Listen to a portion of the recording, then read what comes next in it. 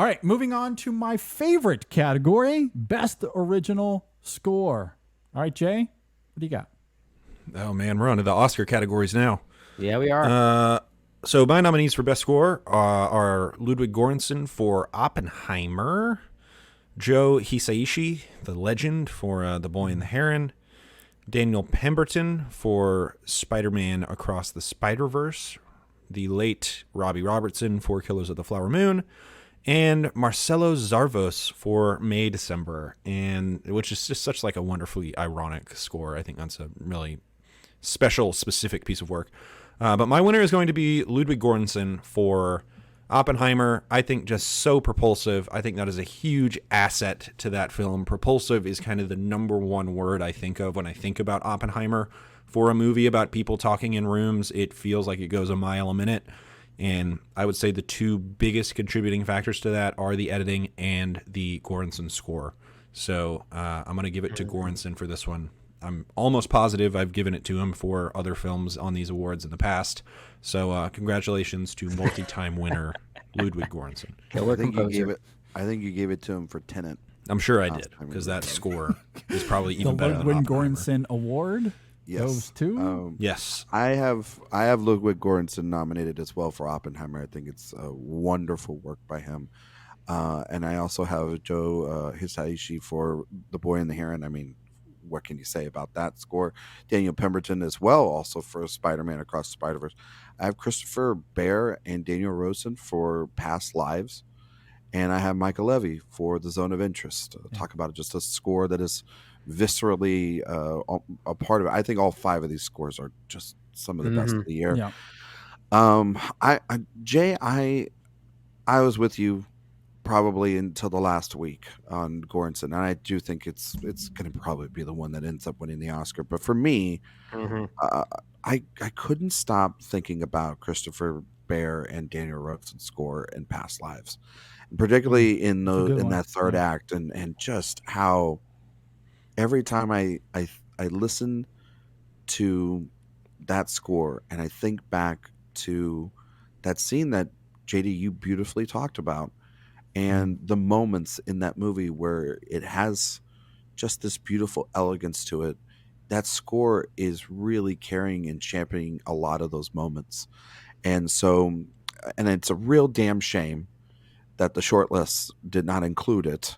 And so it does not have the opportunity to get nominated for an Oscar, because I think it's some of the best work, ranked up with all four of these other nominees that have the chance to get nominated. And so, yeah, I just think it's beautiful work. And I could have given it to all of them. I could have given it to Göransson, who's, I mean, that is like the most score, but it's also like so damn good. It's the easy one to give it to. And and I love it so much. I have it on vinyl and I listen to it all the time.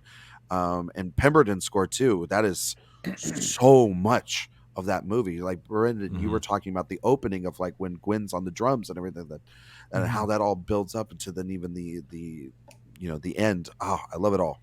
And so, but Past Lives has my winner here. Yeah, good stuff. I think at the very least, we can say that Past Lives is maybe the most underappreciated score of the year, at least given the way that the award circuits are talking about some of the best music. Yeah, this is where I think we might be a little boring as far as offering some new opinions on what we think some of the best scored movies of the year are.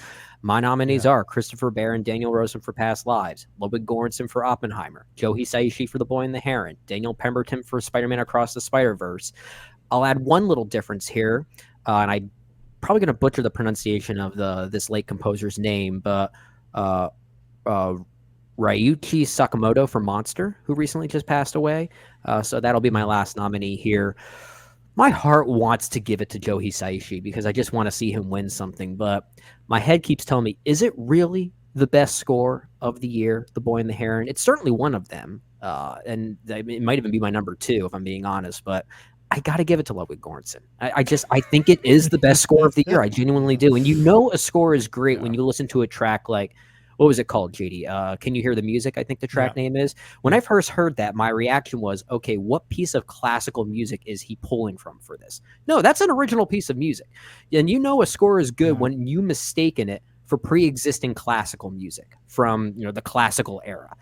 So for that reason, I think what Logan Gordonson is doing is just on a different level. So I'll leave it at that, because I think we're going to be talking about not just him, but the film Oppenheimer in general as one of the technical achievements of the year.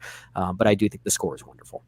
Yep. Okay. I hate to be redundant. I might have one little caveat in here, but my nominees are Ludwig Göransson for Oppenheimer, Joe Hisaishi for The Boy and the Heron, Daniel Pemberton for Spider-Man Across the Spider-Verse, Mika Levy for The Zone of Interest, and my last nominee here is Jerskin Fendrix for Poor Things.